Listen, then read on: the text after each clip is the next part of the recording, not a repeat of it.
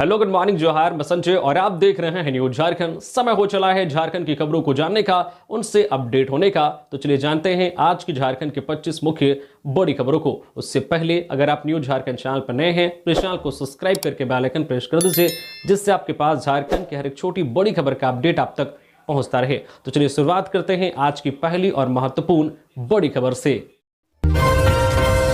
झारखंड में आज 24 से 28 जून तक इन जिलों में भारी बारिश की चेतावनी, लोगों को सावधान और सतर्क रहने की सलाह। झारखंड में मानसून के प्रवेश होने के साथ ही मौसम ने अपना तेवर दिखाना शुरू कर दिया है।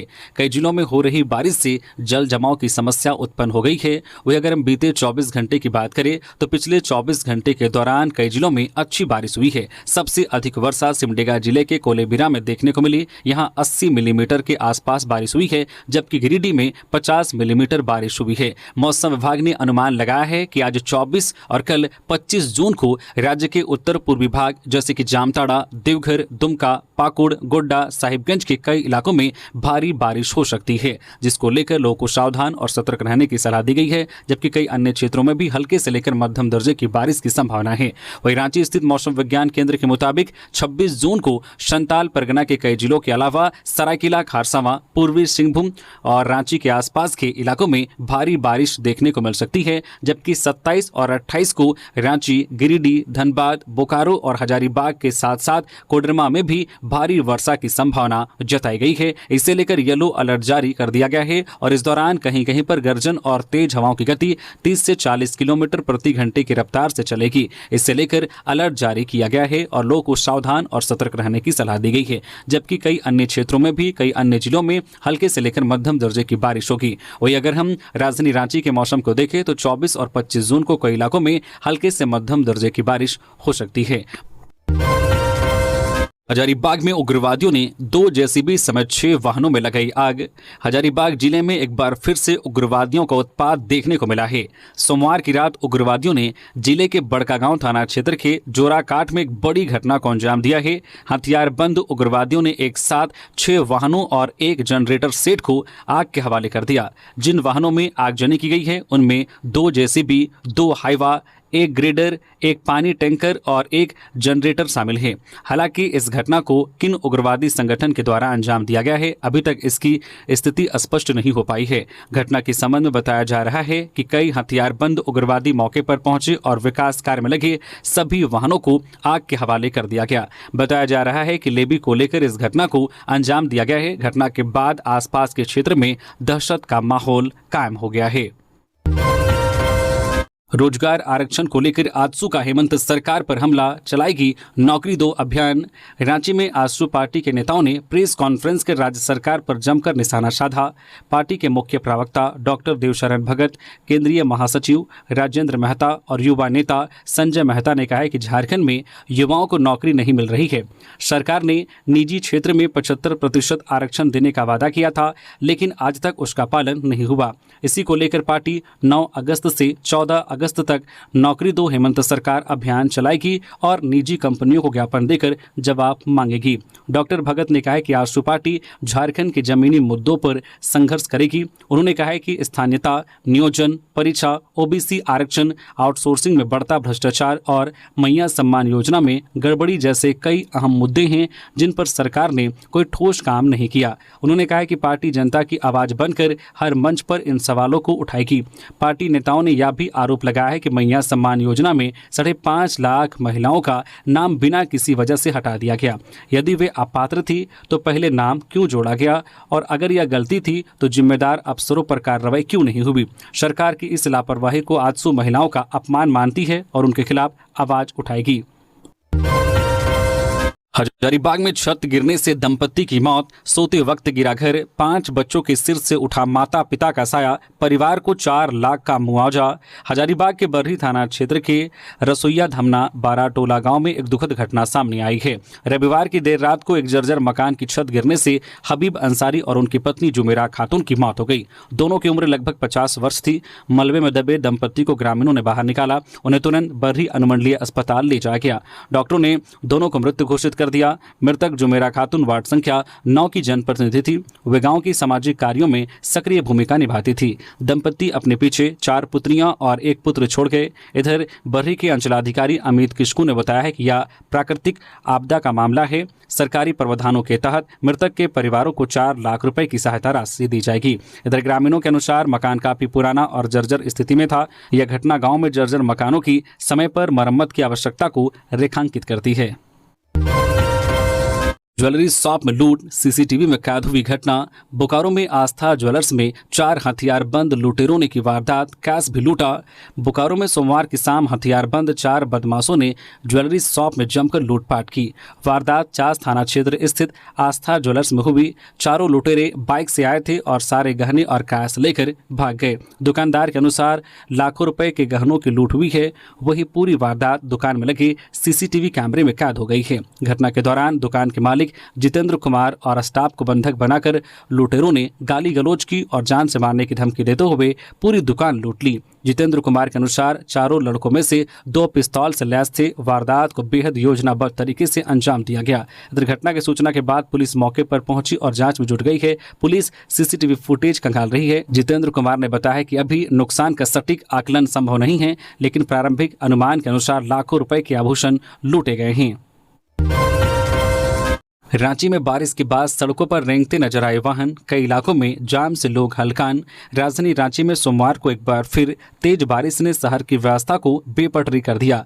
दोपहर से ही रांची में झमाझम बारिश शुरू हो गई, जिससे नगर निगम की तैयारियों की पोल खुल गई। शहर के लगभग हर इलाके में जल जमाव की समस्या देखने को मिली। सड़कों पर पानी भर गया, नालों का पानी सड़कों पर बहने लगा। वहीं निचले इलाकों में लोगों के घरों में पानी घुस गया है। इन सबके बीच सबसे ज्यादा परेशानी स्कूली बच्चों को हुई। वही बारिश के कारण जल जमाव की वजह से कई सड़कें जाम हो गई। सोमवार को सप्ताह की शुरुआत के साथ ही वर्किंग डे होने के कारण लोगों की आवाजाही ज्यादा रही। दफ्तर जाने वालों से लेकर दुकानदार और वाहन चालकों तक हर किसी को ट्रैफिक जाम और जल जमाव से जूझना पड़ा। सबसे अधिक प्रभावित वे परिवार रहे जिनके बच्चों के स्कूल सोमवार से खुल गए। बारिश के साथ स्कूल की शुरुआत होने से ट्रैफिक व्यवस्था पूरी तरह चरमरा गई।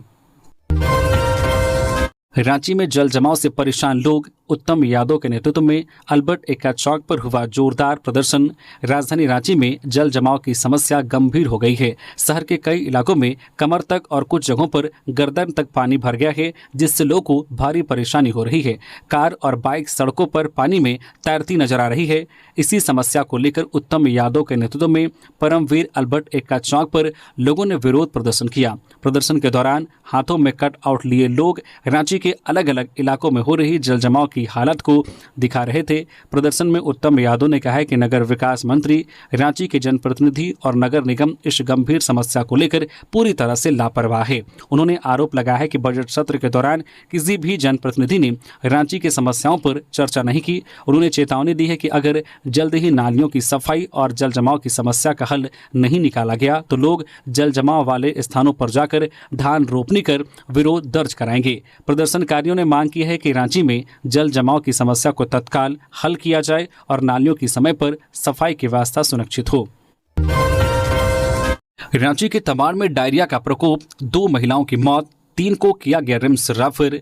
राजधानी से सटे तमाड़ प्रखंड क्षेत्र के जारगो गांव में डायरिया से 2 बुजुर्ग महिलाओं की मौत की बात कही जा रही है, जबकि 3 लोगों को इलाज के लिए रिम्स रेफर किया गया है। बताया जा रहा है कि जारगो पंचायत के डोमोडी और गांगू गांव पिछले कई सप्ताह से डायरिया से ग्रसित हैं। हालांकि बीडीओ ने डायरिया से मौत होने की बात से इनकार किया है। ग्रामीणों की सूचना पर मेडिकल टीम लगाकर गाँव में कैंप कर लोगों का इलाज कर रही है। 69 वर्षीय कमला देवी और 60 वर्षीय भद्री देवी की मौत हुई है, जबकि डायरिया के लक्षणों से ग्रसित पानीश्वरी देवी, विश्वनाथ महतो और रेखा देवी को गंभीर अवस्था में रिम्स रेफर किया गया है, जहां तीनों का इलाज चल रहा है। बुंडू क्षेत्र के आजसू नेता राजकिशोर कुशवाहा ने बताया कि लगातार बारिश के कारण कुएं और तालाबों का पानी दूषित हो गया है। ग्रामीणों का कहना है कि बिना किसी पूर्व चेतावनी के लोग वही पानी पीते रहे, जिससे अचानक बीमारियों का प्रसार शुरू हुआ। हालांकि सूचना पर बुंडू प्रशासन ने गांव में स्वास्थ्य जांच शिविर लगाया है और पानी का सैंपल लेकर जांच के लिए भेजे गए हैं। बीडीओ के नेतृत्व में मेडिकल टीम भी मौके पर मौजूद है। ग्रसित लोगों का इलाज कर उनका सैंपल लिया गया है ताकि बीमारी के कारण का पता चल सके। खबरों में आगे बढ़ने से पहले आप सभी दर्शकों को एक जानकारी दे दें कि न्यूज झारखंड का ऐप लॉन्च कर दिया गया है। ऐप प्ले स्टोर में आ चुका है, जहां से अब आप न्यूज झारखंड की हर एक वीडियोस को ऐप से भी देख सकते हैं और वहां से भी खबरों से अपडेट रह सकते हैं, सूचनाओं से अपडेट रह सकते हैं। तो वीडियो के डिस्क्रिप्शन में लिंक है, जहां से आप जो है ऐप को इंस्टॉल कर सकते हैं। बहुत ही जल्द जो है इस ऐप में गिव अवे भी लॉन्च होने वाला है, जहां से अब आप हर मंथ कैश रिवॉर्ड भी वहां जीत सकते हैं और भी बहुत कुछ इस ऐप में आपको आने वाले दिनों में मिलने वाला है। तो उस ऐप को इंस्टॉल करना ना भूलें और वहां पर भी अपना प्यार और सपोर्ट दें। तो चलिए हम लोग बढ़ते हैं आज के अपने खबरों की ओर। हजारीबाग फायरिंग मामला 24 घंटे बाद भी पुलिस के हाथ खाली, व्यवसायियों ने दी आंदोलन की चेतावनी।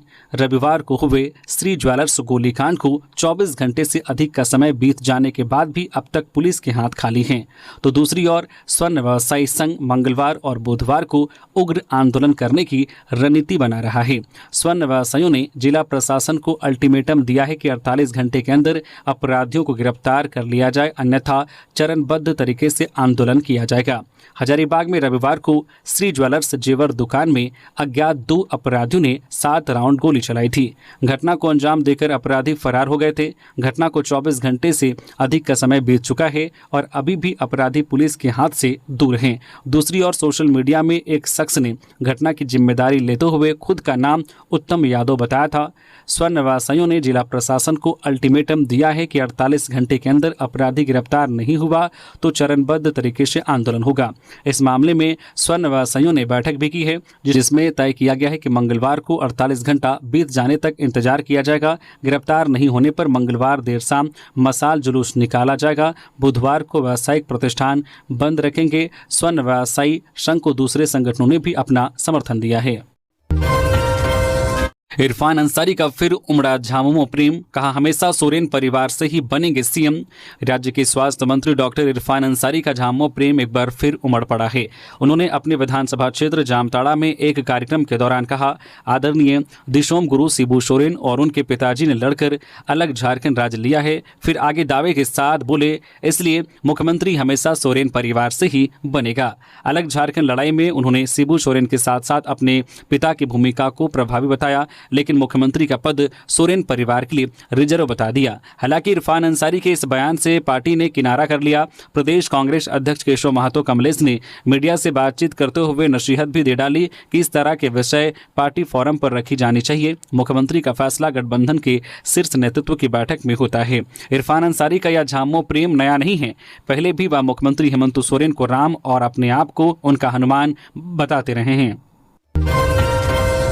खूंटी का पंचघाघ जलप्रपात पर्यटकों के लिए बंद, प्रशासन ने जलस्तर बढ़ने को बताया कारण।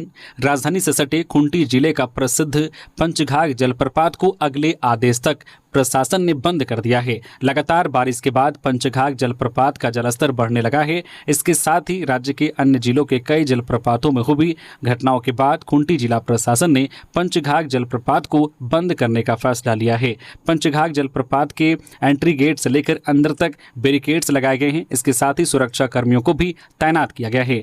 तत्काल पर्यटन विभाग ने एक सुपरवाइजर को भी जो है वाटरफॉल पर नियुक्त किया है। पंचघाघ जलप्रपात के बंद होने से दूर दराज से पहुंचे पर्यटक पंचघाघ की प्राकृतिक सुंदरता और जलप्रपात का नजारा देखे बगैर ही लौटने को मजबूर हो गए हैं। हजारीबाग में फर्जी पुलिस सायरन वाली कार लेकर घूम रहा था युवक, पुलिस ने जब्त की गाड़ी। हजारीबाग शहर के मटवारी इलाके में उस समय हड़कंप मच गया जब एक अल्टो कार जिस पर पुलिस का स्टिकर, नीली लाल बत्ती और सायरन लगे थे, सड़कों पर दौड़ती नजर आई। सूचना मिलने पर यातायात पुलिस ने त्वरित कार्रवाई करते हुए वाहन को जब्त कर लिया। जांच में पता चला है कि कार का रजिस्ट्रेशन अमान्य था और युवक इसे लोगों में भ्रम और भय पैदा करने के लिए इस्तेमाल कर रहा था। यातायात थाना प्रभारी श्रवण कुमार ने बताया कि इस तरह फर्जी सायरन और प्रतीकों का उपयोग करना गंभीर अपराध है और युवक पर भारी जुर्माना लगाया जाएगा। वहीं सीसीआर डीएसपी मनोज कुमार ने कहा है कि ट्रैफिक नियमों के उल्लंघन पर प्रशासन सख्त कार्रवाई करेगा। फिलहाल युवक से पूछताछ की जा रही है और पुलिस यह जांच में जुटी है कि उसके पीछे कोई गहरी साजिश तो नहीं। पानी में डूबा छात्रावास और कक्षा, जेएलकेएम नेता ने किया निरीक्षण। झारखंड लोकतांत्रिक क्रांतिकारी मोर्चा के उपाध्यक्ष देवेंद्र नाथ महतो ने सोमवार को विद्यालय परिसर और छात्रावास का निरीक्षण किया। रांची के ईस्ट जेल रोड स्थित राजकीय पिछड़ी जाति +2 आवासीय बालिका उच्च विद्यालय में बारिश के कारण उत्पन्न जल जमाव की समस्या के बाद देवेंद्र ने यह निरीक्षण किया। निरीक्षण के दौरान उन्होंने देखा कि विद्यालय की कक्षा और छात्रावास में लगातार 2 दिनों से पानी भरा हुआ है, जिससे न केवल छात्राओं की पढ़ाई ठप है बल्कि उनके रहने और स्वास्थ्य को भी खतरा उत्पन्न हो गया है। हॉस्टल में करीब 380 छात्राएं निवास करती हैं, जो इन विषम परिस्थितियों में असुविधा का सामना कर रही है। देवेंद्र नाथ महतो ने विभागीय उदासीनता पर नाराजगी जताते हुए कहा है कि अब तक कोई समाधान की पहल नहीं की गई है, जो चिंताजनक है। उन्होंने शिक्षा विभाग और जिला प्रशासन से तत्काल जल निकासी की व्यवस्था कराने, परिसर की सफाई व छात्राओं की सुरक्षा सुनिश्चित करने की मांग की है। जेएलकेएम नेता ने प्रशासन को चेतावनी दी है कि यदि शीघ्र कार्रवाई नहीं की गई तो वे इस मुद्दे को लेकर जन आंदोलन करेंगे और छात्राओं के अधिकारों की रक्षा के लिए संघर्ष करेंगे। भारी बारिश से नुकसान का आकलन कराने का निर्देश। रांची जिले में हो रही भारी बारिश से हुए नुकसान जैसे फसल हानि, मकान क्षति और बुनियादी ढांचे को नुकसान का आकलन करने का निर्देश उपायुक्त मंजूनाथ भजंत्री ने दिया है। उपायुक्त ने सभी अंचल अधिकारियों को प्रभावित क्षेत्रों का दौरा कर मुआवजे के लिए अभिलेख तैयार करने और इसे शीघ्र जमा करने को कहा है। इसके लिए एक व्हाट्सएप ग्रुप बनाकर त्वरित संचार और समन्वय सुनिश्चित करने को कहा। साथ ही भविष्य में ऐसी घटनाओं से निपटने के लिए आपदा प्रबंधन योजना को अपडेट करने पर जोर दिया गया। छड़ खरीदने के चक्कर में फंसा ग्राहक, फर्जी साइट ने लगाया लाखों का चूना। गिरिडीह जिले के पचंबा थाना क्षेत्र के रानी खावा गांव के निवासी राजेश कुमार के साथ सलूजा गोल्ड के नाम पर ऑनलाइन ठगी का मामला सामने आया है। घर की ढलाई के लिए छड़ खरीदने के इरादे से राजेश ने गूगल पर सलूजा गोल्ड सर्च किया, जहां पर एक वेबसाइट मिली। वेबसाइट पर दिए गए नंबर से संपर्क करने पर छड़ की कीमत 1,04,00,000 रुपये बताई गई और NEFT के जरिए भुगतान करने को कहा गया। राजेश ने 19 जून की शाम अपनी मां के खाते से भुगतान कर दिया। भुगतान के बाद डिलीवरी को लेकर जब उन्होंने संपर्क किया तो उन्हें बताया गया कि बारिश की वजह से लोडिंग नहीं हो पाई है, माल अगले दिन भेजा जाएगा। उसके बाद दोबारा संपर्क करने पर उनसे 30,000 रुपये अतिरिक्त मांगे गए। यह कहकर कि पहली बार फैक्ट्री से माल लेने के लिए वेंडर कोड बनाना होगा। इस पर राजेश को शक हुआ और उन्होंने सलूजा गोल्ड के असली मालिक से बात की। वहां से साफ जवाब मिला कि कंपनी ऑनलाइन माल बेचती ही नहीं है। तब जाकर उन्हें यह एहसास हुआ कि जिस साइट से उन्होंने छड़ खरीदने की कोशिश की थी वह फर्जी थी। राजेश कुमार ने इस संबंध में थाने में आवेदन दिया और साइबर फ्रॉड का मामला दर्ज कराया गया है। जिस खाते में पैसे भेजे गए हैं वह राजगीर निवासी नितेश कुमार के नाम पर है। पुलिस ने बैंक विवरण और ट्रांजैक्शन की जानकारी लेकर जांच शुरू कर दी है। पाकुड़ के एकमात्र सरकारी बीएड कॉलेज की मान्यता रद्द। NCTE ने 2 माह का समय देने के बाद लिया एक्शन। छात्रों ने किया प्रदर्शन। पाकुड़ के KKM बीएड कॉलेज की मान्यता राष्ट्रीय अध्यापक शिक्षा परिषद NCTE ने समाप्त कर दी है। यह जिले का एकमात्र सरकारी बीएड कॉलेज है। इस निर्णय से कॉलेज में पढ़ रहे सैकड़ों विद्यार्थियों का भविष्य अनिश्चित हो गया है। सोमवार को अखिल भारतीय विद्यार्थी परिषद के कार्यकर्ताओं ने कॉलेज के सामने विरोध प्रदर्शन किया। छात्र छात्राओं ने विश्वविद्यालय और महाविद्यालय के खिलाफ नारेबाजी की। परिषद के जिला संयोजक सुमित पांडे ने कहा कि पाकुड़ एक पिछड़ा और जनजातीय बहुल क्षेत्र है। यहाँ के विद्यार्थी सीमित संसाधनों के बावजूद बीएड पाठ्यक्रम में प्रवेश लेते हैं। अमित शाह ने बताया NCTE ने कॉलेज को 2 महीने का समय दिया था, लेकिन विश्वविद्यालय और महाविद्यालय प्रशासन ने कोई कार्रवाई नहीं की। कॉलेज मंत्री दुलाल दास ने विश्वविद्यालय को 10 दिन का अल्टीमेटम दिया है। उन्होंने कहा है कि अगर कॉलेज को बीएड की मान्यता वापस नहीं मिलती है तो वे अनिश्चितकालीन के लिए कॉलेज में ताला लगा देंगे। झारखंड में प्राइवेट अस्पतालों की मनमानी पर लगेगी रोक। स्वास्थ्य मंत्री इरफान अंसारी ने लिया बड़ा फैसला। झारखंड में अब प्राइवेट अस्पतालों की मनमानी नहीं चलेगी। इससे लेकर स्वास्थ्य मंत्री डॉक्टर इरफान अंसारी ने एक बड़ा फैसला लिया है।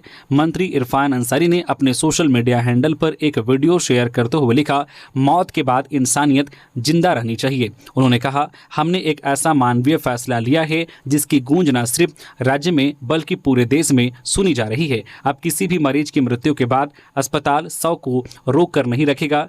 इससे गरीब और मध्यम वर्गीय परिवारों को बड़ी राहत मिली है।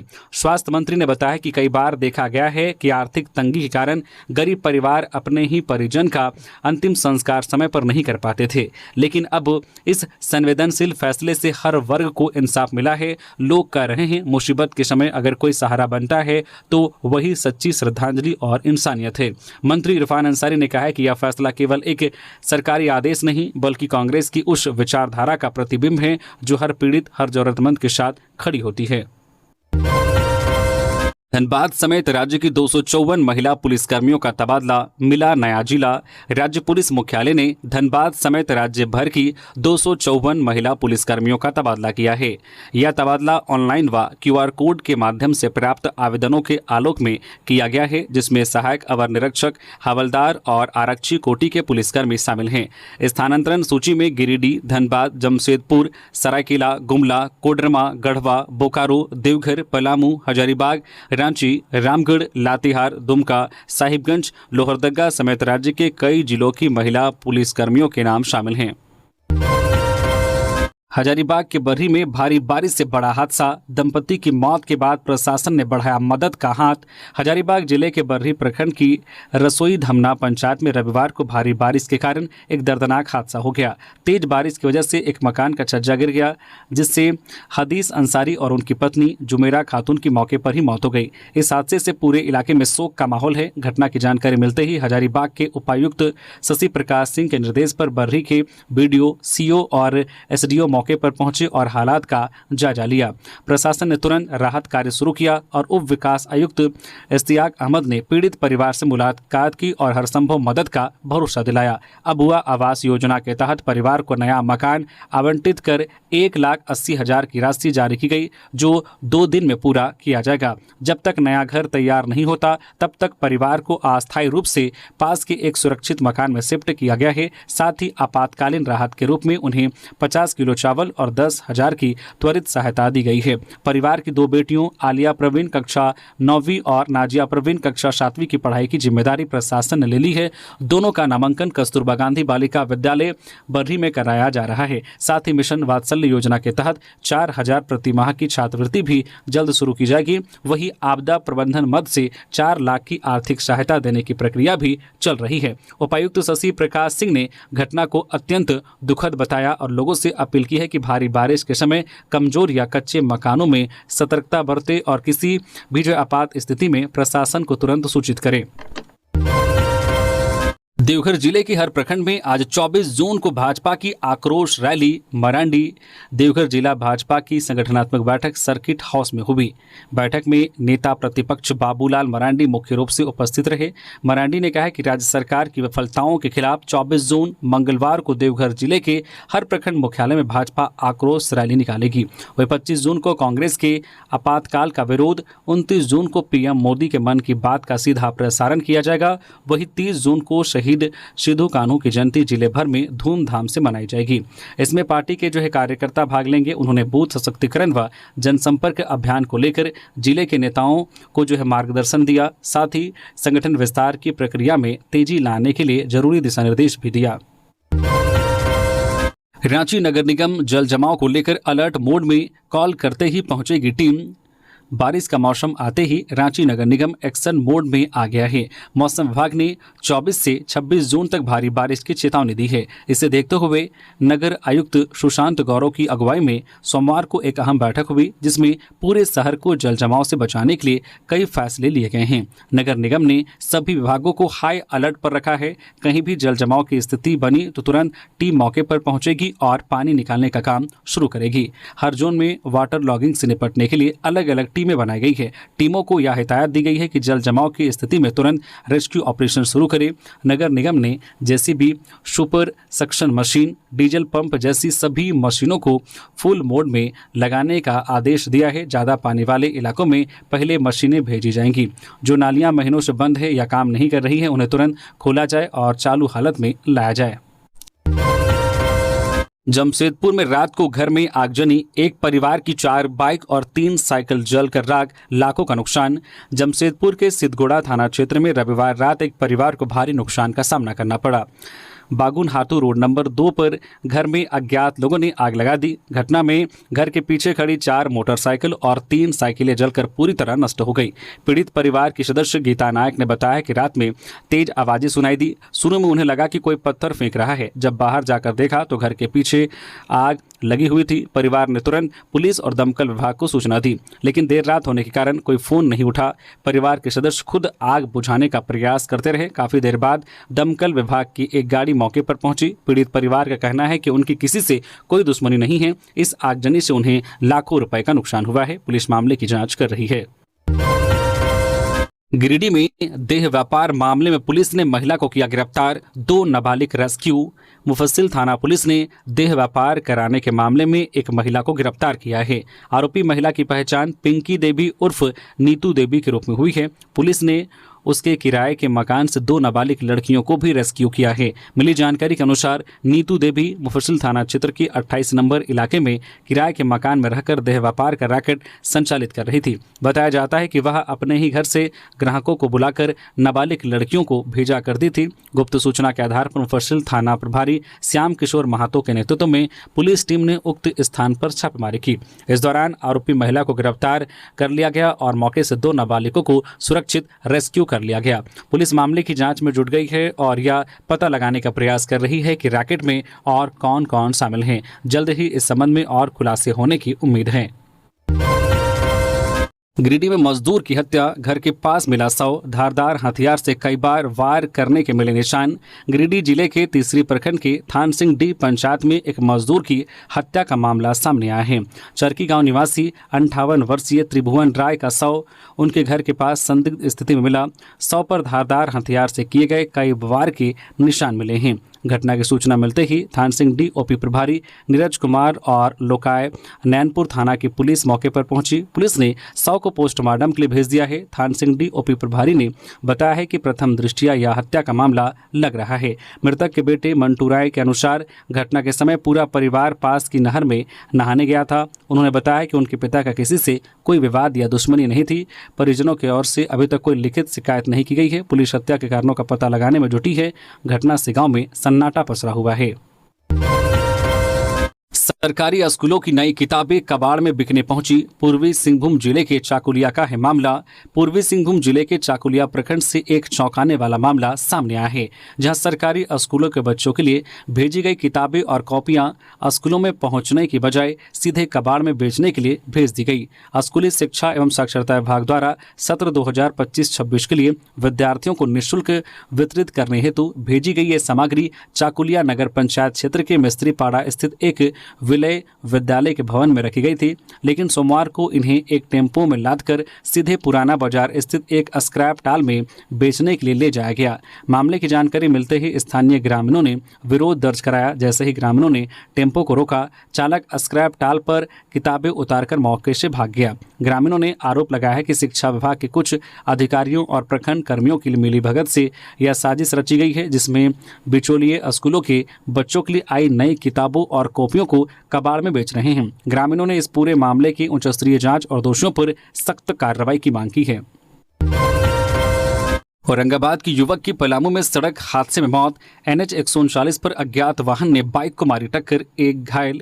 पलामू जिले में हरिहरगंज के पास NH 139 पर बेलोदर मोड़ के पास एक सड़क हादसे में बिहार के औरंगाबाद निवासी की मौत हो गई। मृतक की पहचान कुटुंबा थाना क्षेत्र के बहेरा गांव निवासी अर्जुन साव के 35 वर्षीय पुत्र राजकुमार साव के रूप में हुई है।